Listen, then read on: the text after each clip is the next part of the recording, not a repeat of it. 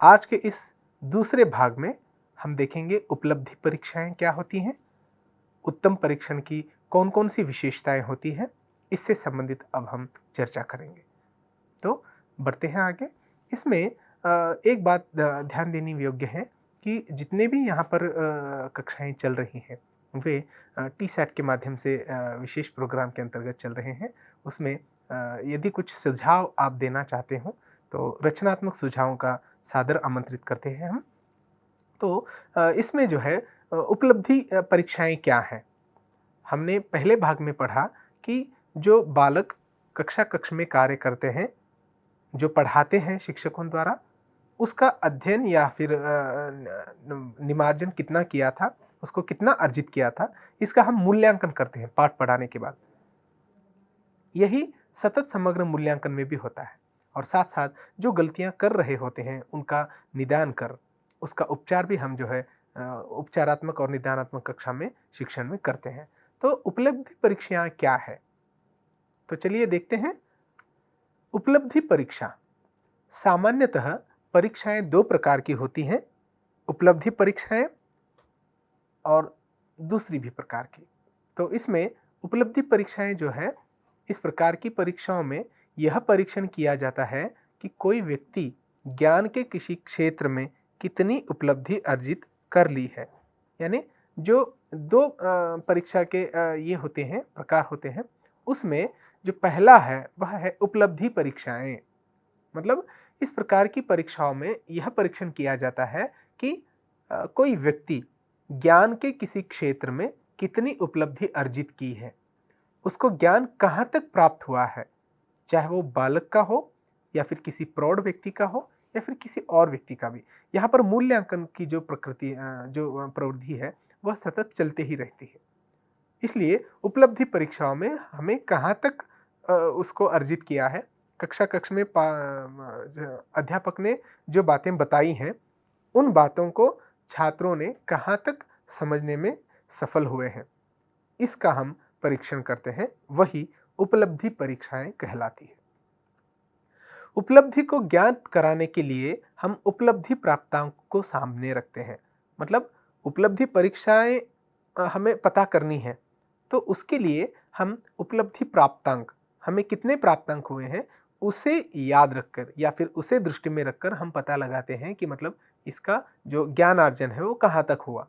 मतलब जो परीक्षा हम लेते हैं छात्रों को, वह परीक्षा कितने भी अंक को हो, उसमें से छात्र ने कितने गेन किए हैं, कितने प्राप्त किए हैं, यह है लब्धि प्राप्तांक।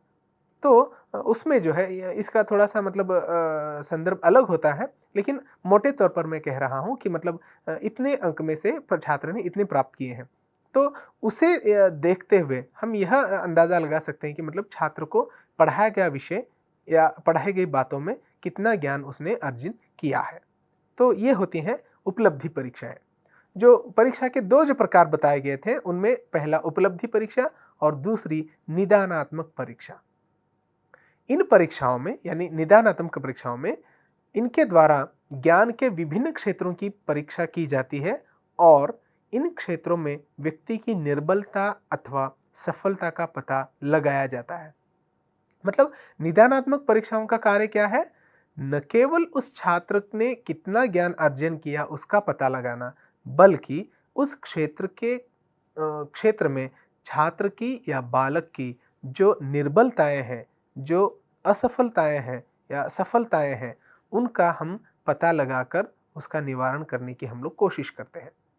क्योंकि हम कभी-कभी देखते हैं कि एक बालक जो है किसी एक विषय में बहुत अच्छे अंक प्राप्त करता है, वही बालक किसी दूसरे विषय में कम अंक प्राप्त करता है। इसके कारण जो है बालक अपने अर्जित ज्ञान को कहाँ तक प्राप्त करने में सफल हो रहा है, इसका निर्णय जो है हम इन निदानात्मक परीक्षाओं के माध्यम से करते हैं और इससे यह अंदाज़ा लगा सकते हैं कि उसे ज्ञान के क्षेत्र में कितना सफलता प्राप्त हुई है, कितनी सफलता या असफलता प्राप्त हुई है और उसके हम कई कार्यचरण भी करके जो है उसमें महारत हासिल करने की कोशिश उनको करते हैं। उपलब्धि परीक्षा में जो निदानात्मक परीक्षाएं हैं, वे अध्यापक को यह जानने में सहायता प्रदान करती हैं कि उसके द्वारा दी गई शिक्षा कहाँ पर सफल हुई है और कहाँ पर विफल। मतलब निदानात्मक परीक्षाओं के माध्यम से हम यह पता लगाते हैं कि छात्र को दी गई शिक्षा वह कितने मतलब सफल किया है या फिर कितने असफल हुए हैं, इसके माध्यम से उसको बताते हैं। ये है उपलब्धि परीक्षाओं के अंतर्गत निदानात्मक परीक्षाओं के कार्य, जो अध्यापक को यह मदद करती हैं एक प्रकार से कि मतलब हमारे द्वारा किया जा रहा कार्य, अध्यापन कार्य कहाँ तक सफल हो रहा है। ऐसे कई मतलब अध्यापकों को ये असुविधा होती है कि मतलब वे बहुत अच्छे पढ़ा तो रहे हैं, लेकिन बच्चों को संप्रेषण करने में, बच्चों तक उस माध्यम को पहुँचाने में उनको कठिनाइयों का सामना करना पड़ता है। तो इसलिए इस माध्यम से, निदानात्मक परीक्षाओं के माध्यम से हम यह जानते हैं कि मतलब छात्र के द्वारा, हमारे द्वारा अध्यापन किया गया कार्य कहाँ तक वो प्राप्त कर रहा है और कहाँ तक नहीं कर रहा है। मतलब सफलता और असफलता के गुणों को हम लोग इसके माध्यम से जान सकते हैं। उपलब्धि परीक्षाएं और उसके प्रकार। उपलब्धि परीक्षाएं 4 प्रकार की होती हैं। वे हैं, उसमें पहला है मौखिक परीक्षाएं, ओरल टेस्ट या फिर ओरल वाइवा जिसको हम लोग करते हैं। उसमें इन परीक्षाओं में छात्रों से मौखिक प्रश्न पूछे जाते हैं। सीधे-सीधे और सरल प्रश्नों को छात्रों को दिया जाता है। उनके उत्तर जो है छात्र लिखित रूप में न कर उसे मौखिक रूप से ही बता देता है, जिनके द्वारा वो पूछे जा रहे हैं। तो ये है मौखिक परीक्षाएं। तो उपलब्धि परीक्षाएं कितने प्रकार के कहा हमने? 4 प्रकार के। उनमें पहला है मौखिक परीक्षा। दूसरा आता है इसमें तो मौखिक परीक्षा में देखिए, इन परीक्षाओं में 2 प्रमुख पाए जाते हैं दोष। वे दोष हैं, पहला यह कि इसमें छात्रों के ज्ञान की विस्तृत जांच नहीं हो पाती और दूसरा दोष यह कि इनमें पक्षपात की संभावना होती है। ये बात बिल्कुल सही है, क्योंकि मौखिक परीक्षाओं में छात्र का जो ज्ञान है, उसके ज्ञान का विस्तृत मतलब विशाल ऐसा हम परिधि में उसको नहीं रख सकते हैं। क्योंकि हमें केवल साधे सिंपल से कुछ प्रश्न, सीधे साधे प्रश्न पूछकर उसके आधार पर हम बताते हैं कि हाँ, ये बालक जो है निदानात्मक इसका है या फिर उपचारात्मक का है। लेकिन हो सकता है कि उस बालक को दूसरे बातें बहुत अच्छे से पता हो, इसलिए उसका जो विस्तृत जांच है, इस मौखिक परीक्षा के माध्यम से हम लोग नहीं कर सकते हैं। दूसरा जो एक दोष यहाँ पर बताया गया है, वह है पक्षपात की संभावना। मौखिक रूप से जब हम प्रश्न पूछते हैं छात्रों को, यहाँ पर अपना और पराया, इन दोनों की चर्चा भी वहाँ पर होती है। यह अनायास रूप से होता है कि मतलब हमारे मतलब और के कारण जो है हम किसी छात्र को अधिक अंक दे सकते हैं, या फिर हमें वो डिसलाइक करने के कारण जो है हम कम अंक भी देने की संभावनाएं होती हैं। इसलिए यहाँ पर पक्षपात की भावना होने के कारण यहाँ पर ये जो मौखिक परीक्षाएं हैं, वह थोड़े से दोषपूर्ण माने जाते हैं। इसमें दूसरा जो परीक्षा का प्रमाण है, वह है क्रियात्मक परीक्षाएं। तो इसमें क्या है देखिए, इस प्रकार की परीक्षाओं में प्राप्त उपलब्धि की परीक्षा के लिए कागज और लेखनी का सहारा नहीं लिया जाता, वरन चित्रों तथा कास्ट खंडों आदि का प्रयोग किया जाता है। क्रियात्मक परीक्षाओं में कागज या पेन का उपयोग नहीं किया जाता, बल्कि उन्हें कई प्रकार के चित्र और कास्ट खंडों को दिया जाता है और इनका प्रयोग वह उसको करना होता है। तो इन परीक्षाओं में शाब्दिक ज्ञान को किसी भी प्रकार का कोई महत्व नहीं दिया जाता। मतलब छात्र को हम कलम या कागज नहीं दे रहे हैं, उसके कारण छात्र अपनी लिखित प्रवृत्ति के ज्ञान को या फिर हमारे मन में उस परीक्षा के संदर्भ में आ रहे उन विचारों को, उन अपने भावों को भावाभिव्यक्ति नहीं कर पाता है कागज पर, क्योंकि उसे केवल चित्रों के माध्यम से ही यह समझाना है कि यह जो है हमने इस प्रकार का कार्य आपके द्वारा दिया गया था, हम उसको इस प्रकार से बना दिए हैं। इसलिए इसमें जो शाब्दिक ज्ञान है, जो शब्दों के माध्यम से वो अपने ज्ञान को बाहर व्यक्त करना चाहता है लिखित रूप में, उसे किसी भी प्रकार की मान्यता नहीं प्राप्त होती। इसलिए अनायास रूप से यह भी जो है एक प्रकार की दोषपूर्ण विधि मानी जाती है। और तीसरी जो पद्धति है, हम देखेंगे कि निबंधात्मक परीक्षाएं। तीसरी जो पद्धति है निबंधात्मक, इस प्रकार की परीक्षाओं में अध्यापक गिने चुने प्रश्नों को स्पष्ट करने के लिए अथवा हल करने के लिए देता है, इन प्रश्नों का संबंध संपूर्ण पाठ्यक्रम से होता है। मतलब निबंधात्मक परीक्षाएं, ऐसे टाइप के जो क्वेश्चन दिए जाते हैं, इनमें जो है थोड़ी सी संभावना होती है, क्योंकि अध्यापक गिने चुने प्रश्नों को स्पष्ट करने के लिए अथवा हल करने के लिए देता है। इन प्रश्नों का संबंध संपूर्ण पाठ्यक्रम से होता है। तो मौखिक परीक्षाएं क्रियात्मक परीक्षाओं के अगर उन दोनों की तुलना अगर इससे की जाए तो निबंधात्मक परीक्षाएं थोड़े से सफल माने जा सकते हैं, क्योंकि संपूर्ण पाठ्यक्रम से जितना भी पाठ्यक्रम हमने छात्रों को पढ़ाया था, उन सभी पाठों में से एक एक प्रश्न हो या फिर गिने चुने प्रश्न हो जो अति महत्वपूर्ण प्रश्न हो, उन सभी प्रश्नों को यहाँ पर अध्यापक द्वारा छात्रों को लिखने के लिए दिए जाते हैं। और यहाँ पर किसी भी प्रकार का जो है पक्षपात थोड़ा सा नहीं हो सकता है, क्योंकि संपूर्ण विस्तृत जानकारी का भी इसमें लाभ उठाया जा सकता है कि एक पाठ को जो है छात्र किस प्रकार से समझ लिया है। उससे संबंधित प्रश्न पूछकर जो है हम उसको बहुत अच्छे से मार्गनिर्देशित कर सकते हैं और यह पता लगा सकते हैं कि छात्र को यह पाठ कहाँ तक समझ में आया है। परंतु वस्तुस्थिति यह है कि इस प्रकार के जो प्रश्न हैं हम लोग नहीं पूछते। निबंधात्मक परीक्षाओं में यह हमें अक्सर देखने को नहीं मिलता। ये प्रश्न पूरे पाठ्यक्रम से संबंधित न होकर उसके एक भाग अथवा कुछ भागों से ही संबंधित होते हैं। यह भी बात सही है। हमने कहा था कि पूर्ण विषयों को लेकर दिया जाता है, यह तो सही है, लेकिन मान लीजिए एक पाठ्यक्रम में 10 पाठ हैं, उन 10 पाठों से भी हम प्रश्न तो पूछते हैं, लेकिन एक पाठ के आधार पर, यानी एक पाठ में कौन कौन सी वस्तुओं को या फिर कौन कौन सी बातों को हम बता रहे हैं, उसके हर एक पहलू पर, हर एक बात पर हम उसको नहीं ले सकते हैं। यही वस्तुस्थिति है। केवल एक पाठ से संबंधित कोई एक छोटा सा प्रश्न दे दिया, समाप्त। लेकिन उसके अन्य पहलुओं का क्या? इसलिए यहाँ पर यह भी जो पद्धति है थोड़ी सी महत्वपूर्ण नहीं लगती, दोषपूर्ण लगती है। इससे इस प्रकार पूरे पाठ्यक्रम का प्रतिनिधित्व नहीं हो पाता है। केवल मान लीजिए एक पाठ को, एक इकाई को आप कितने कक्षाओं में पढ़ाते हैं, कितनी सारी महत्वपूर्ण बातें छात्रों को बताते हैं, उन सब को परीक्षण के द्वारा न करके किसी एक ही मतलब प्रश्न के द्वारा उसका अगर संपूर्ण ज्ञान प्राप्त कराना हो तो यह कहाँ तक सही होगा। इसलिए यह जो निबंधात्मक परीक्षाएं हैं उसकी भी कुछ सीमाएं बन जाती है। इसके अतिरिक्त और भी कई ऐसी बातें होती हैं जिनसे ये परीक्षाएं बहुत अधिक त्रुटिपूर्ण हो जाती हैं। केवल इतना ही नहीं, और ऐसी कई चीज़ें हैं जिनके माध्यम से यह बात त्रुटिपूर्ण लगता है। जैसे भाषा ज्ञान पर बल, छात्रों के शब्दकोश पर बल और विषय के ज्ञान को अधिक महत्व देना। मतलब भाषा का कितना जानकार छात्र है इस पर अधिक बल दिया जाता हो।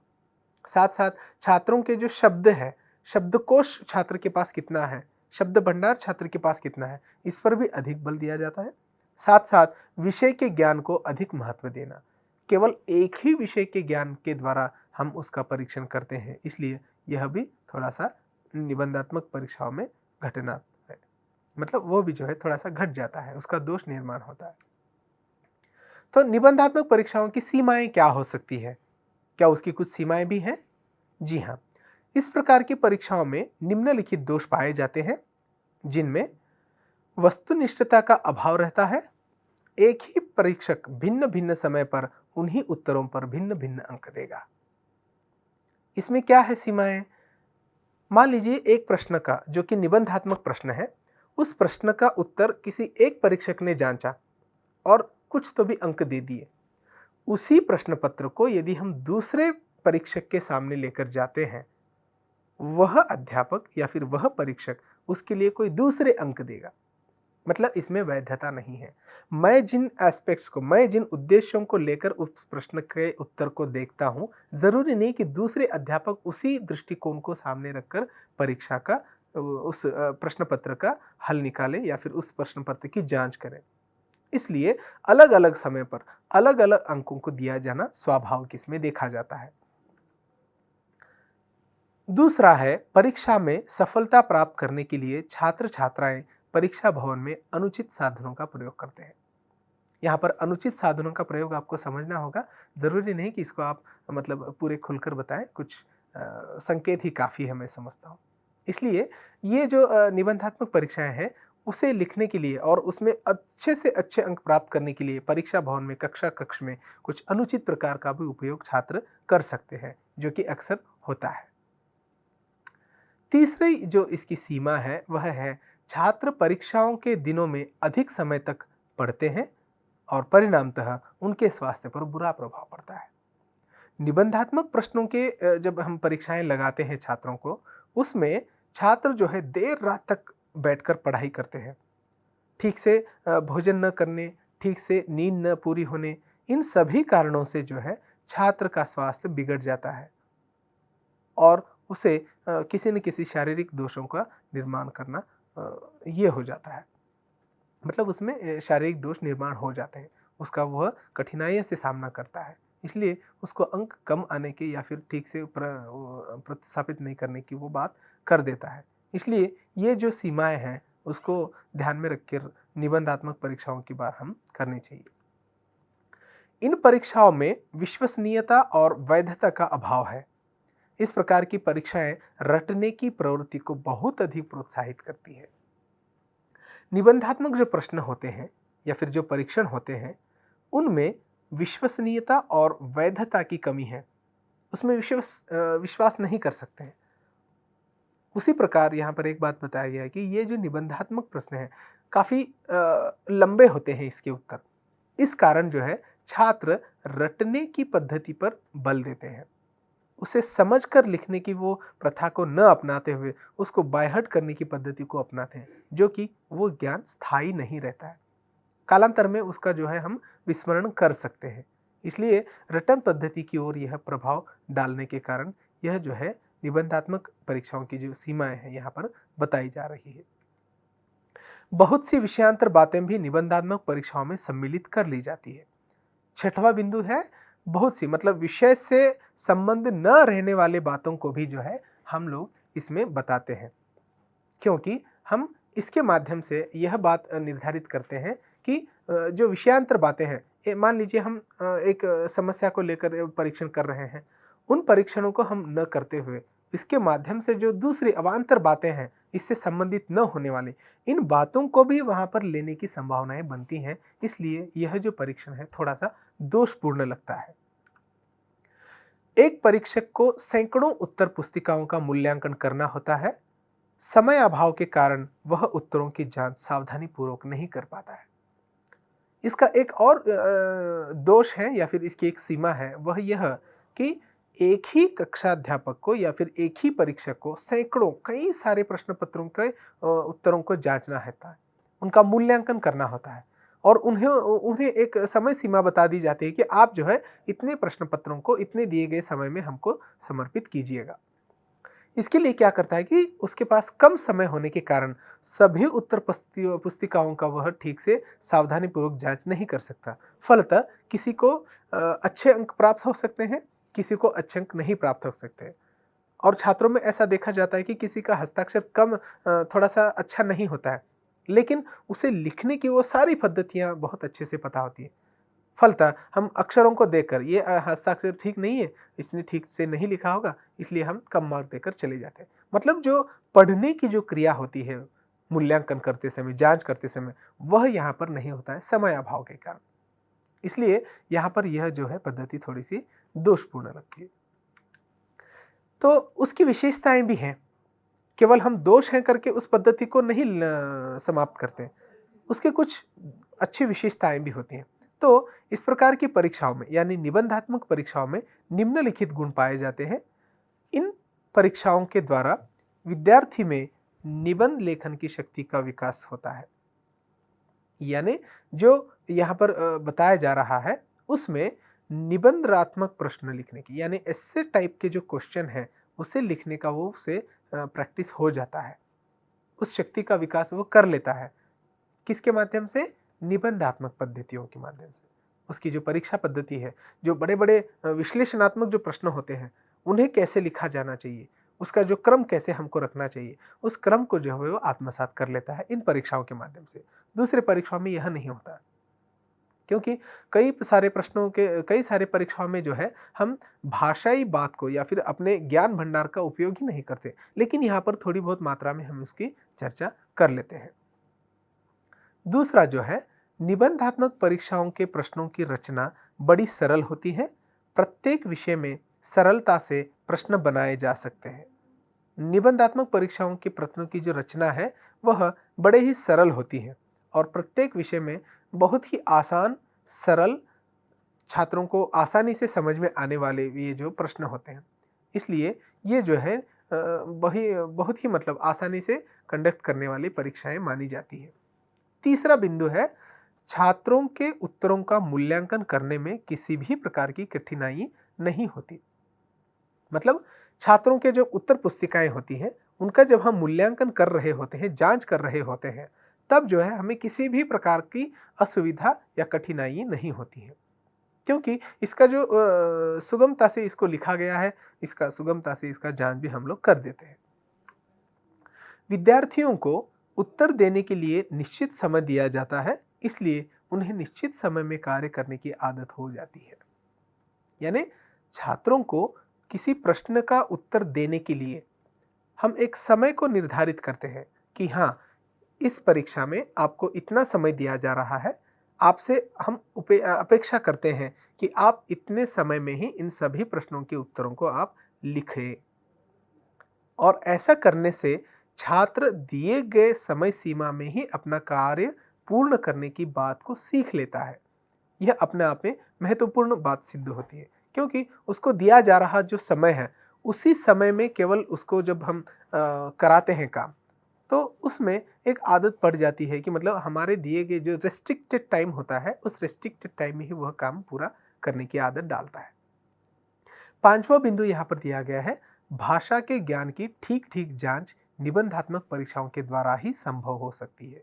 मतलब छात्र में भाषा का ज्ञान कहाँ तक मौजूद है, उसे कहाँ तक उसने आत्मसात किया है, भाषाई कौशलों का विकास उसमें कितना हुआ है, इन सभी की जो ठीक ठीक जांच है, अच्छे प्रकार से इसकी जो जांच है, केवल और केवल निबंधात्मक परीक्षाओं के द्वारा ही संभव है। यहाँ पर प्रश्न ऐसा बन सकता है कि मतलब छात्र द्वारा दिए जा रहे भाषा के ज्ञान को या फिर छात्र में निहित भाषाई ज्ञान को पता करने के लिए कौन सी परीक्षाओं का उपायोजन किया जाता है, कौन से परीक्षाओं के माध्यम से हम छात्र में निहित भाषाई ज्ञान को या भाषाई कौशलों को आसानी से देख सकते हैं। तो उत्तर होगा निबंधात्मक परीक्षाओं के माध्यम से। उसके पश्चात है, छात्र छात्राओं को अपने विचारों को प्रकट करने की पूरी स्वतंत्रता होती है और उन पर किसी भी प्रकार का बंधन नहीं होता। निबंधात्मक परीक्षाओं की एक सफलता यही है, एक विशेषता यह है कि एक प्रश्न का उत्तर लिखने के लिए छात्र अपने अपने बौद्धिक स्तर का उपयोग करता है। उसे किसी भी प्रकार की बंधनों में बांधा नहीं जाता। केवल और केवल उनके मनोभावों को, उनके विचारों को, उस प्रश्न के प्रति क्या मनोभावना है, उन्हें छात्र को बता दिया जाता है और छात्र उसी का अनुकरण करते हुए अपने उत्तर को लिखता है निबंध के रूप में, या फिर थोड़े से बड़ी मात्रा में उस समस्या का समाधान कर सकता है। चौथी परीक्षा है वस्तुनिष्ठ परीक्षा। हमने पहली परीक्षा मौखिक परीक्षा देखी, दूसरी क्रियात्मक, तीसरी निबंधात्मक और चौथी जो परीक्षा है वह है वस्तुनिष्ठ परीक्षा। इसमें है, निबंधात्मक परीक्षाओं के दोषों को दूर करने के लिए नवीन वस्तुनिष्ठ परीक्षाओं का निर्माण किया गया है। वर्तमान समय में उन्हें अनिवार्य कर दिया गया है। यानी निबंधात्मक परीक्षाओं में भी कुछ दोष हैं, क्रियात्मक परीक्षाओं में भी कुछ दोष हैं, वस्तुनिष्ठ परीक्षाओं में भी कुछ दोष हैं। उसके एडवांटेजेस और डिसएडवांटेजेस दोनों हैं, लेकिन उन सभी में जो दोष पाए गए हैं, एक के बाद एक उसमें अमूल परिवर्तन होते गए हैं। अभी यहाँ पर जो दिक्कतें हैं निबंधात्मक परीक्षाओं में, उससे संबंधित जो समस्याएं हैं, उन दोषों को दूर कराने के लिए नवीन एक वस्तुनिष्ठ पद्धति का निर्माण किया गया है, जिसे वस्तुनिष्ठ परीक्षाएं कहते हैं। वर्तमान समय में उन्हें अनिवार्य भी कर दिया गया है और यह लगभग सभी कक्षा कक्ष में लगभग सभी देशों में जो है अपने भारत देश के सभी राज्यों में इसका अवलंबन किया जा रहा है। यानी जो अनिवार्य बातें हैं उन सबको जो है वो उसमें दिखा सकते हैं। वस्तुनिष्ठ परीक्षाओं के प्रकार, एक है पूर्ति परीक्षा। पूर्ति परीक्षा में छात्र छात्राओं को रिक्त स्थानों की पूर्ति करनी होती है। मतलब अध्यापक द्वारा छात्र छात्राओं को या फिर कक्षा के सभी बालकों को एक प्रश्न देते हैं। उस प्रश्न में मतलब एक वाक्य देकर उसमें का एक वाक्य एक शब्द जो है हटा दिया जाता है और कहा जाता है कि इस जो रिक्त स्थान है उन रिक्त स्थान की पूर्ति उचित शब्दों के माध्यम से कीजिए। फिलिंग द ब्लैंक्स जिसे हम अंग्रेजी में कहते हैं। मतलब पूर्ति परीक्षा में जो है छात्र को रिक्त स्थानों की पूर्ति करने के लिए दिया जाता है। दूसरा है वस्तुनिष्ठ परीक्षाओं में प्रकार बहुविकल्प प्रश्न।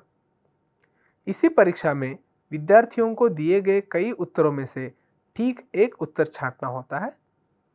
यह परीक्षा कई प्रयोजनों को पूरा करती है, जैसे तिथियों का ज्ञान, तथ्यों का ज्ञान, निर्णायक शक्ति का ज्ञान आदि। मतलब छात्र जो है यहाँ पर एक ही परीक्षा के माध्यम से अलग अलग तिथियों का ज्ञान प्राप्त कर सकता है, तथ्यों का ज्ञान प्राप्त कर सकता है और निर्णायक शक्ति का विकास भी इस माध्यम से हो जाता है।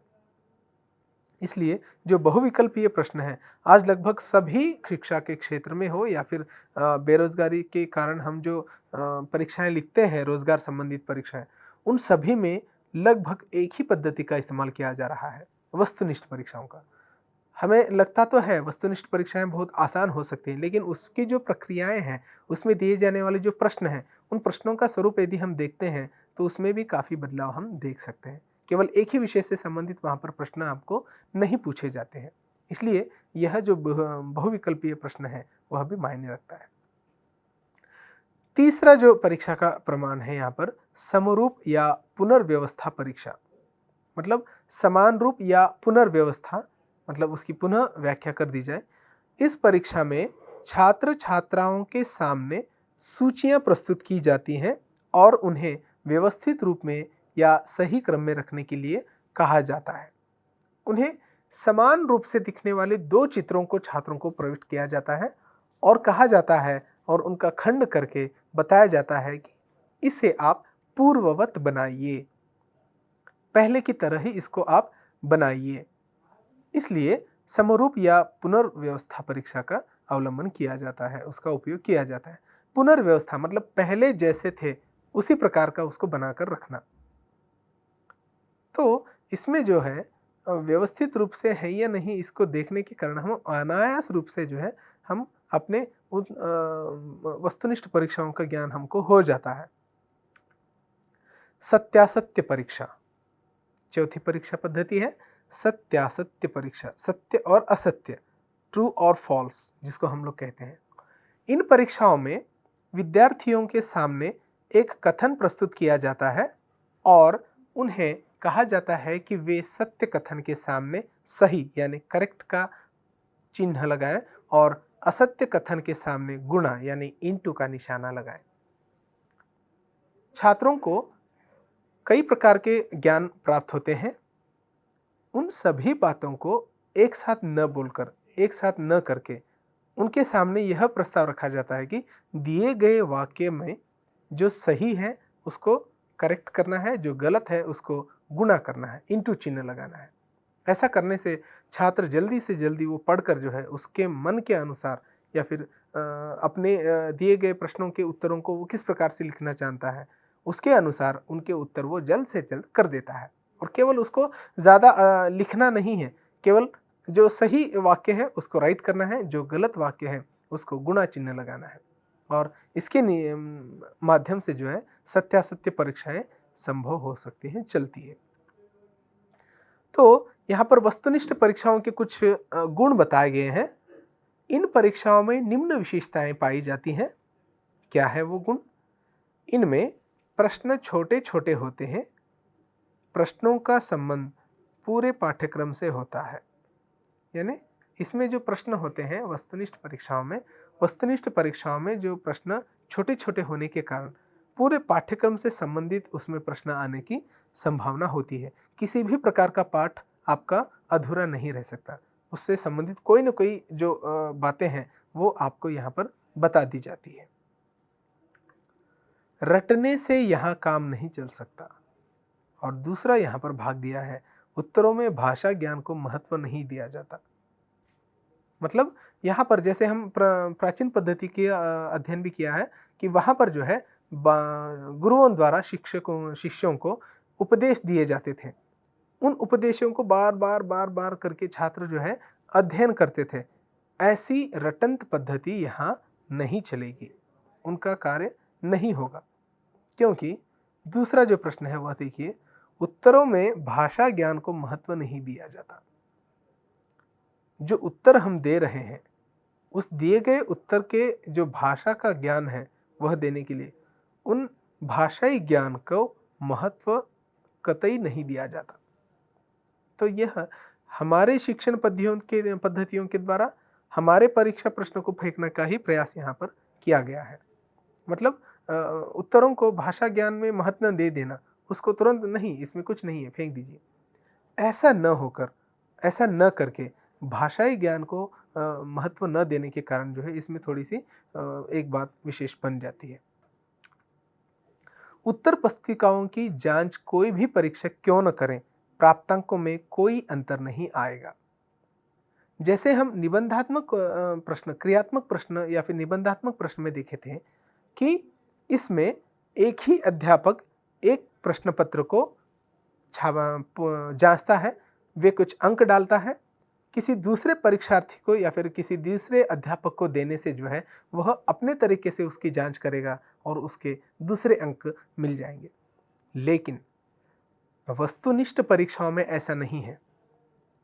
आपके द्वारा लिखी गई उस उत्तर पुस्तिका की जांच कोई भी परीक्षक क्यों न करे, प्राप्तांक जो है उनमें किसी प्रकार का भी बदलाव नहीं आएगा, उसमें एक रूपता होगा। निबंधात्मक परीक्षाओं के समान यहाँ लंबे लंबे उत्तर लिखने की आवश्यकता नहीं है, केवल हाँ या न में उत्तर लिखना होता है। निबंधात्मक जो परीक्षाएं हैं उनकी तरह लंबे लंबे प्रश्नों को आपको लिखने की जरूरत नहीं है, क्योंकि आपको केवल हाँ या ना में या फिर विकल्प चुनकर या फिर रेखांकित करके ऐसे कई माध्यमों से सिंपल से जो है आसान से प्रश्नों के उत्तर आपको दिए जाते हैं, क्योंकि यहाँ पर केवल हाँ या ना में उत्तरों को दिया जा रहा है। यह वस्तुनिष्ठ परीक्षाओं का एक महत्वपूर्ण गुण माना जाता है। तो फिर वस्तुनिष्ठ परीक्षाओं के दोष क्या हो सकते हैं? गुण तो हमने बहुत सारे गिनाए हैं, क्या उसके कुछ दोष भी हैं? जी हाँ, इन परीक्षाओं में निम्न दोष पाए जाते हैं। यदि विद्यार्थी प्रश्न का ठीक उत्तर नहीं जानता तो वह अटकलबाजी से काम ले सकता है। मतलब विद्यार्थियों को हम जो परीक्षाओं का आयोजन कर रहे हैं उनके लिए, उसमें अटकलबाजी तब आती है जब विद्यार्थी प्रश्न का ठीक उत्तर नहीं जानता हो। दूसरा एक दोष है, इनकी रचना करना कठिन होता है। जो रचनाएं हैं उन रचनाओं में जो वस्तुनिष्ठ परीक्षाओं के रचना कार्य में काफ़ी अंतर लगता है, इसलिए जो निम्न दोष पाए जाते हैं उनमें विद्यार्थी का जो प्रश्न है उसका उत्तर वह नहीं जानने के कारण अटकलबाजी खा रहा है। तीसरा दोष है, विद्यार्थियों में मौलिकता का, कल्पना का विकास नहीं होता। जो विद्यार्थी हैं उन विद्यार्थियों में मौलिकता और काल्पनिक शक्ति का विकास वस्तुनिष्ठ परीक्षाओं के माध्यम से हम नहीं कर पाते हैं, क्योंकि इसमें छात्र अपने बुद्धि का अधिक से अधिक उपयोग जो है केवल हाँ या ना में या फिर रेखांकित करने में या फिर टिक मार्क करने में ही उपयोग लगाता है।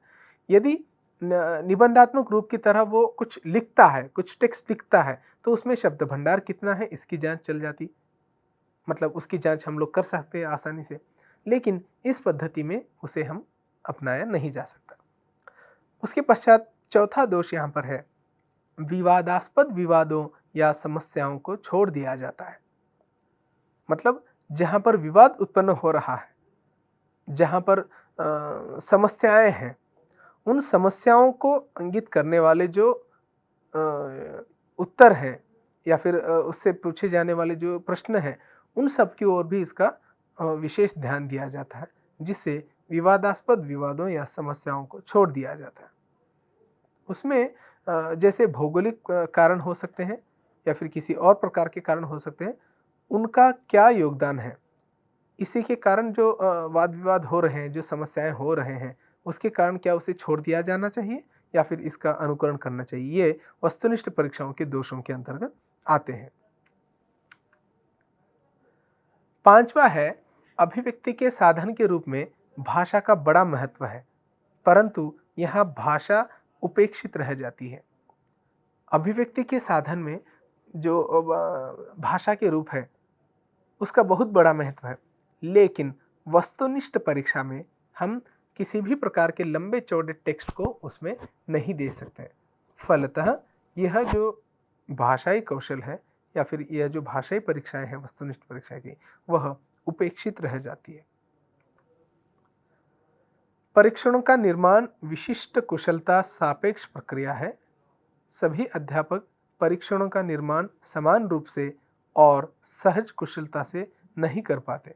इसके लिए विशेष प्रशिक्षण, सतर्कता एवं अभ्यास की जानकारी होती है। आवश्यकता के साथ साथ उसकी जानकारी भी होती है और उत्तम परीक्षा के निम्न विषय या विशेषताएं कुछ इस प्रकार होती हैं। वे हैं वैधता। वैधता यानी परीक्षणों का प्रयोग विशिष्ट भाषाई कौशलता के मापन के लिए किया जाता है। किसी भी परीक्षण को तभी उपयुक्त या तकनीकी शब्दावली में वैध माना जाता है या माना जा सकता है जब वह निश्चित कुशलता का सही मापन करता है। तो इसकी विशेषताएं क्या है? सबसे पहली विशेषता है वैधता। मानव जो विशिष्ट भाषाई कुशलता है, उसके मापन के लिए जो हम परीक्षणों का उपयोग कर रहे हैं, तो उस परीक्षणों का उपयोग करते समय तकनीकी भाषा में यदि हम कहें तो वैध ऐसे भाषाई कौशल, तो ये अगर नहीं मिलते हैं तो वहाँ पर आपका कार्य अधूरा होगा। इसलिए वैधता जो है मतलब वो किसी भी हालत में उसको बचाए रखना चाहिए। जिस उद्देश्य से परीक्षण किया जा रहा है, उस उद्देश्य की पूर्ति होने पर ही परीक्षण की वैधता स्वीकार की जाती है। दूसरे शब्दों में, जिस योग्यता के मापन के लिए विशिष्ट परीक्षण तैयार किया गया है, उसका मापन करने, स्वाध्याय या उसके पश्चात ही उसके परीक्षण को वैध माना जाता है। तो इतने सारे बातें यहाँ पर बताए जा रहे हैं कि जिस उद्देश्य से परीक्षण किया जा रहा है, परीक्षण करने का उद्देश्य क्या है, उसका औचित्य क्या है, ये जब हम देखते हैं तो परीक्षण की वैधता पर जो है हमें प्रश्न आने लगता है। तो दूसरे शब्दों में अगर हम कहें तो योग्यता के मापन के लिए विशिष्ट परीक्षण तैयार किया गया है, उसका मापन करने के पश्चात ही उस परीक्षण का वैध माना जाएगा। दूसरा है विश्वसनीयता। विश्वसनीयता का संबंध परीक्षण परिणामों की वस्तुनिष्ठता तथा स्थायित्व से है। किन-किन से?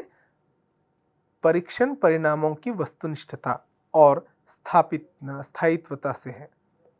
परीक्षणों का मूल्यांकन कितनी ही बार कितने ही भिन्न भिन्न कविताओं अथवा यांत्रिक साधनों के द्वारा क्यों न किया जाए, निर्धारित परिणामों में निश्चित या निश्चितता, स्थायित्व तथा एकरूपता का गुण वर्तमान रहता है। मतलब इसमें कई सारे गुण एक साथ दिखते हैं विश्वसनीयता में, और वे हैं निश्चितता, स्थायित्व, एकरूपता और बहुत सारे गुण जो कि वर्तमान उसमें रहते हैं। मतलब क्यों ना, मतलब हम यह नहीं कह सकते हैं कि क्या अविश्वसनीयता के कारण या निश्चितता के कारण स्थायित्व का एकरूप का गुण हम विकास नहीं कर पा रहे हैं? बिल्कुल कर पा रहे हैं, लेकिन अविश्वसनीयता के साथ साथ वहाँ पर एक और बात बताई जाती है कि परीक्षण परिणामों पर विश्वास किया जा सकता है और यह माना जाता है कि भिन्न समय में वह परीक्षण योजना या परीक्षा योग्यता का मापन सत्यता से करता है। मतलब विश्वसनीयता में यह एक दूसरी बात है कि परीक्षाओं पर विश्वास किया जा सकता है और यह माना जाता है कि विभिन्न समय में यह परीक्षण योग्यता के विशेष मापन से तत्काल हमें अवगत कराएगा। यानी यहाँ पर परीक्षण की जो योग्यता है वो ठीक से न होने के कारण थोड़े जो है उस पर विश्वास नहीं करते हैं, लेकिन ऐसी बात नहीं है। परीक्षण परिणामों पर विश्वास किया जा सकता है और माना जा सकता है कि समय पर जो है उसके परीक्षण में योग्यता का विकास हो सकता है। तीसरा है वस्तुनिष्ठता से तात्पर्य। वस्तुनिष्ठता मतलब जो बातें हम बताना चाहते हैं उससे संबंध रखना। तो वस्तुनिष्ठता से यह है कि तात्पर्य यह है कि परीक्षण से प्राप्त परिणाम परीक्षक की अभिव्यक्ति, विचारधाराओं, रुचियों तथा मान्यताओं से प्रभावित नहीं होते। परीक्षक के रोग द्वेष का अथवा उसके संवेगात्मक मनोभावों का परीक्षण के सीमाओं पर कोई प्रभाव नहीं पड़ता। यानी यहाँ जो वस्तुनिष्ठता है उसमें यह दिखाया गया है कि हमारे द्वारा या फिर किसी चालक के द्वारा व्यक्तिगत हो तो विचारधाराओं में, उनकी रुचियों में तथा मान्यताओं से प्रभावित नहीं होते। यह वस्तुनिष्ठ परीक्षक की एक प्रकार की देन ही समझनी चाहिए। उसमें किसी भी रुचियों, मान्यताओं को प्रभावित नहीं करते। परीक्षक के जो राग द्वेष का या फिर उसके संवेगात्मक मनोभावों का परीक्षण पर कोई प्रभाव नहीं पड़ता। अक्सर हम देखते हैं कि जब निबंधात्मक प्रश्न है समझिए, उसमें छात्र ने बहुत अच्छे से लिखा है, बहुत अच्छे से उसको प्रस्तुत करने का प्रयास किया है, लेकिन वह अध्यापक के द्वारा कभी कभार जो है लड़ लेता है। ऐसे समय पर कक्षाध्यापक उसमें दिए जा रहे तथ्यों को पढ़कर उसको पूर्ण तरह से खारिज तो भी कर सकता है या फिर उसको फिर से बता तो भी देता है। तो इस तरह से उसका जो राग द्वेष है अध्यापक का या फिर परीक्षक का, वह इसमें कोई प्रभाव नहीं करता, क्योंकि वस्तुनिष्ठ परीक्षाएं हैं, पूर्ण जो है वैकल्पिक प्रश्न है, मल्टीपल चॉइस क्वेश्चंस है। उसमें आप किसी भी प्रकार की बात को अगर कहेंगे तो वह जो है किसी न किसी पर लागू होगा ही। इसलिए ऐसी बातों का जो है कोई परिणाम नहीं पड़ता है करके बता रहे। छात्रों के ज्ञान का परीक्षण निरपेक्ष दृष्टि से किया जाता है, मतलब उसमें किसी प्रकार का भी वस्तुनिष्ठता को अपनाते हुए या फिर उसमें किसी प्रकार के भेदभावों को न करते हुए समान रूप से एक ही बार जो है सबको उत्तर जांच करते हुए हम लोग चले जाते हैं। एकाधिक परीक्षाओं के द्वारा दिए गए अंकों में समानता पाई जाती है। ऐसा होने पर ही परीक्षण वस्तुनिष्ठ माना जाता है। निबंधात्मक, मैंने शुरुआत में ही कहा था कि ये जितनी भी पद्धतियां, विधियां हैं, उनको एक साथ सामने रखकर तुलनात्मक अध्ययन कीजिएगा। यह बहुत नितांत जरूरी माना गया है। एकाधिक परीक्षकों के द्वारा जब कोई प्रश्न पत्र हम जांच करवाते हैं उसकी, तो जांच करवाते समय निबंधात्मक प्रश्न में एक परीक्षक और दूसरे परीक्षक या फिर तीसरे परीक्षक के द्वारा उसका उत्तर जब जांचा जाता है तो अंक जो है अलग अलग आते हैं, उसमें एक रूपता नहीं होती। लेकिन वस्तुनिष्ठ परीक्षा में यहाँ पर एकाधिक मतलब एक से कितने भी अधिक या फिर कितने भी लोगों को यदि हम इस प्रश्न पत्र को जांच करने की बात कहते हैं तो उसमें समान रूपता पाई जाती है। ऐसा होने पर ही परीक्षण वस्तुनिष्ठ माना जाता है। किसी भी प्रकार के अंकों का उसमें बदलाव या फिर तफावत नहीं आता है और यह जो है काफ़ी प्रचलित माना जाता है। समग्रता। एक अच्छे परीक्षण में समग्रता का गुण अनिवार्यतः वर्तमान होता है। समग्रता से अभिप्राय यह है कि उस परीक्षण के द्वारा छात्र की विशिष्ट योग्यता का मापन समग्र रूप में किया जा सकता है। मतलब एक अच्छे परीक्षण में समग्रता का गुण अनिवार्यतः होना चाहिए। जिन पहलुओं का उपयोग करके या फिर जिन पहलुओं के बारे में हम गैदर करना चाहते हैं इंफॉर्मेशन, उसे सरल भाषा में प्रश्न पत्र के रूप में दें, मल्टीपल चॉइस के रूप में दें उसको। ऐसा करने से जो है उस परीक्षण के द्वारा छात्र की विशिष्ट योग्यता का मापन समग्र रूप से किया जा सकता है। इसलिए यह भी जो है काफ़ी महत्वपूर्ण माना जाता है। उसकी विज्ञता की खंडित अथवा आंशिक मूल्यांकन परीक्षण के उद्देश्यों को पूर्ण करने में असमर्थ होता है। मतलब जो समग्रता है उसकी, उस समग्रता में हम यह देखते हैं कि उसकी जो विज्ञता है या खंडित अथवा आंशिक मूल्यांकन प्रक्रिया परीक्षण के जो उद्देश्य को हम पूर्ण न करके उसमें असमर्थ हो जाते हैं। इससे निर्धारित लक्ष्य की पूर्ति नहीं होती। इसके लिए यह आवश्यक है कि शिक्षण में इतने प्रश्नों का समावेश किया जाए जिससे छात्र की विशिष्ट योग्यताओं से संबंधित सभी पक्षों पर पूरा विजय प्राप्त कर चुकी हो या फिर पूर्ण रूप से उन पक्षों का जो है पूरा परिचय प्राप्त कर चुका हो।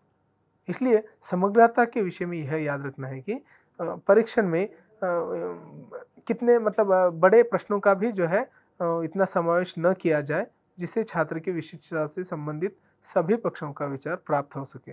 मतलब लिखते समय छात्र के संपूर्ण भावाभिव्यक्ति को हम महत्व देना चाहिए, क्योंकि संपूर्ण भावाभिव्यक्ति की जो महत्वपूर्ण बातें हैं उससे छात्र उस संदर्भ में कितनी बातों को आसानी से जान गया है यह हम जो है पता कर सकते हैं।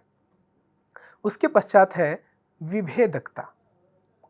अच्छे परीक्षण का मापदंड यह है कि वह छात्र की उपलब्धियों का पूर्ण विवरण इस प्रकार प्रस्तुत करें कि उनके आधार पर उनकी योग्यता का स्तर निर्धारित किया जा सके। मतलब मान लीजिए एक छात्र है, उस छात्र को उपलब्धियों का पूर्ण ध्यान इस प्रकार से पढ़ाना चाहिए कि उसके आधार पर उसकी योग्यता की जांच हम लोग कर सकते हो, क्योंकि ऐसा करने से जो है विभेदकता की भी बात उसमें आती है। अतः हम कह सकते हैं कि मतलब उपलब्धियों का पूर्ण विवरण इस प्रकार प्रस्तुत करें कि उनके आधार पर उनकी योग्यता का स्तर हम लोग निर्धारित कर सकें। उसके पश्चात है कक्षा में उपलब्धियों की जो दृष्टि से हम प्रश्न परीक्षण लेते हैं, श्रेष्ठ छात्र कौन से हैं, सामान्य छात्र कौन से हैं और कमज़ोर छात्र कौन से हैं, यह हम बताने के लिए परीक्षण का आधार इसकी जानकारी हो सकती है। इस प्रकार छात्रों की योग्यता तथा उनके स्तर की विभेदकता का निर्धारण करने के लिए परीक्षण में विभेदकता का गुण होना काफ़ी महत्वपूर्ण माना जाता है, क्योंकि इसमें यह बात पता लगाते हैं कि कौन से छात्र प्रतिभाशाली हैं, कौन से थोड़े से कम प्रतिभाशाली हैं, कौन से छात्र जो है बहुत ही निचले दर्जे के या फिर शिक्षण कला में वे लोग ठीक से नहीं प्राप्त कर रहे हों, ऐसे कौन से छात्र हैं, इसका पता लगाने के लिए हमें उपलब्धियों के साथ साथ विभेदकता के भी निर्धारण करने के लिए ज़रूरी होता है। इसलिए कमज़ोर छात्र हो या फिर किसी अन्य प्रकार के छात्र हो, उनके इस परीक्षण में हमें याद रखना है कि उसे हम किस प्रकार से आत्मसात करके उनमें अनुगमन करा सकते हैं। उसके पश्चात है व्यावहारिकता। तो परीक्षण की उत्कृष्टता का प्रमाण उसकी व्यावहारिकता में है, यानी एक परीक्षा कितनी सफल हुई है या फिर कितनी असफल हुई है, उसकी हम जांच किस प्रकार से करते हैं, उसके व्यावहारिकता से। यानी परीक्षण अपने आप में उत्कृष्ट हो सकता है, परंतु व्यावहारिक के अभाव में उसकी उत्कृष्टता निरर्थक सिद्ध होती है। मतलब एक परीक्षण जब हम करते हैं, एक परीक्षा का आयोजन जब हम करते हैं, तो वो परीक्षा ही अपने आप में एक मानदंड है, एक मूल्यांकन है। इसलिए यहाँ पर कह रहा है कि आप परीक्षा की पद्धति हो या फिर उस परीक्षा को आयोजन करने की जो पद्धतियां हैं वे उत्कृष्ट हो सकती हैं, लेकिन क्या वे परीक्षाएं व्यावहारिक हैं, इस पर प्रश्न चिन्ह लगा जाता है। तो व्यावहारिकता, परीक्षण में व्यावहारिकता होनी चाहिए या फिर अन्यथा वह निरर्थक हो जाएगी। मतलब जीवन से संबंधित उन सभी बातों को छात्र ध्यान में रखें जिनके कारण वह आज अपने इस उच्च स्तर पर प्राप्त कर रहा है।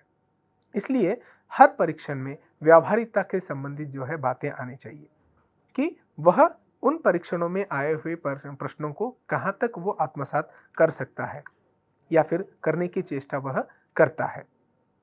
इसलिए तो कहा जाता है कि परीक्षण की जो उत्कृष्टता का जो प्रमाण है उसकी व्यावहारिकता मात्र है, क्योंकि परीक्षण अपने आप में एक उत्कृष्ट हो सकता है परंतु व्यावहारिकता के भाव में उसकी नहीं जा सकती है।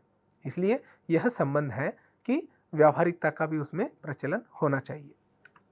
और दूसरा जो है, व्यावहारिकता से तात्पर्य क्या है? उसके प्रयोग एवं मूल्यांकन में सरलता एवं उपयुक्तता से है। व्यावहारिकता मतलब उसके प्रयोग एवं परीक्षण में पूछे जा रहे उन सभी का प्रयोग एवं मूल्यांकन में सरलता एवं उपयुक्तता से है। वो कितने सरलता से उसको अपने आप को समझा रहा है, कितने प्रयोग एवं उसमें मूल्यांकन करने की उसमें भी आ रहे हैं। परंतु इसका तात्पर्य यह नहीं कि परीक्षा अति सरल हो। परीक्षा में सभी गुण होने चाहिए। कुछ आसान सवाल भी होने चाहिए, कुछ निबंधात्मक भी होने चाहिए। मतलब छात्र के संपूर्ण ज्ञान को हम आंकने के लिए उसके अधिक जो है प्रभावों को देखने के लिए थोड़े से सरल भी होने चाहिए, थोड़े से कठिन भी होने चाहिए। परीक्षण निर्माण करते समय अध्यापक को उसके व्यावहारिक प्रश्न पर विशेष रूप से ध्यान केंद्रित करना चाहिए। यहाँ पर जो बात बताई गई है, मतलब परीक्षण निर्माण करते समय अध्यापक को उसके व्यावहारिक प्रश्न पर विशेष रूप से ध्यान केंद्रित करना चाहिए, क्योंकि ऐसा करने से जो है हम उसके व्यावहारिक कुशलताओं पर, यानी उसके प्रयोग, मूल्यांकन, सरलता एवं उपयुक्तता में कहाँ तक हम उसको लागू कर सकते हैं, इसका हम वहाँ पर ज्ञान करा सकते हैं। इसलिए इन सभी बातों को यदि हम देखेंगे तो ये जो उपलब्धि परीक्षाएं हैं या फिर अच्छे परीक्षा के कुछ विशेषताएं जो है, उसमें ये सारे गुण निहित होने चाहिए। और सबसे अहम बात यह है कि जो परीक्षण हम करना चाहते हैं, जिन उद्देश्यों की पूर्ति को प्राप्त किए गए ज्ञान को हम आंकने के लिए ये जो परीक्षण करते हैं, उन परीक्षणों में हम किस प्रकार से छात्रों को प्रश्न पूछें, उनके स्तर के अनुसार, उनके ज्ञान के विस्तार के अनुसार ये परीक्षा प्रश्न तैयार किए जाए हों। और उनमें कुछ निहित गुण भी होने चाहिए। चाहे आप मौखिक रूप से पूछते हो, क्रियात्मक परीक्षाओं को पूछते हो, निबंधात्मक पूछते हो या फिर वस्तुनिष्ठ परीक्षाएं ही क्यों ना पूछते हो, इन सब में कुछ न कुछ दोष हैं, कुछ न कुछ अच्छी बातें भी। इसलिए उन सब का जो अच्छा है वो सार लेकर जो है हम परीक्षार्थियों को अच्छे से अच्छा ज्ञान प्राप्त कराने का उद्देश्य प्राप्त करते हैं। इसलिए यहाँ पर यह बात अधिक जोर पर बताई जाती है कि जो हम बातें बताते हैं, वैधता से संबंधित हो, विश्वसनीयता से संबंधित हो, व्यावहारिकता से संबंधित हो, ऐसे कई पहलुओं को हम उसमें लेकर छात्र के परीक्षण को या फिर छात्र के बुद्धि स्तर को या प्राप्तांक को या फिर बुद्धि लब्धि को हम लोग आंक सकते हैं, जिससे प्रश्न पत्र के बनाने के स्वरूप में या फिर उसके जो अच्छे गुण हैं, क्योंकि प्रश्न पत्र बनाते समय हम हर विषय से संबंधित प्रश्नों को देने की कोशिश कर सकते हैं। ज़रूरी नहीं कि मतलब वर्ष 1 साल में जितने भी हम लोगों ने पढ़ाए हैं, उन सभी का ब्यौरा छात्र केवल 3 घंटे में लिखे। लेकिन अंकों के कम ज़्यादा या फिर उसका जो स्कॉलास्टिक रिकॉर्ड हम लोग बनाते हैं, उसमें यह बात हम ध्यान से देख सकते हैं कि जो कम प्रायोरिटी वाले जो विषय हैं, उनको कम अंक में या फिर कम समय में उसको आंकने की कोशिश करें।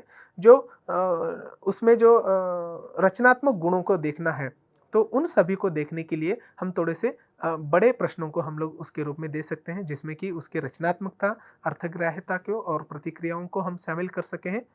इसलिए इन सभी बातों को इस्तेमाल करते हुए जब हम परीक्षार्थी को परीक्षण करते हैं, अलग-अलग मूल्यांकन उसमें हम कराते हैं, तो यह बात निश्चित रूप से सामने आती है कि हम कक्ष में जो कक्षाध्यापक के द्वारा पढ़ाया गया जो पाठ है, उसका कहाँ तक छात्र ने ज्ञानार्जन कर पाया है, उसे वो कहाँ तक समझ में आया है, क्या वो सफल बन पाया है या फिर असफल ही रह गया है।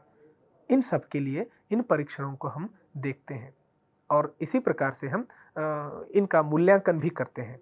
तो इस प्रकार से आज की इस कड़ी में हमने मूल्यांकन से संबंधित 6वीं इकाई को देखा। साथ-साथ अच्छी परीक्षाओं के क्या विशेषताएँ होती हैं, सतत समग्र मूल्यांकन क्या होता है, इसकी पहली कड़ी में हमने देखा।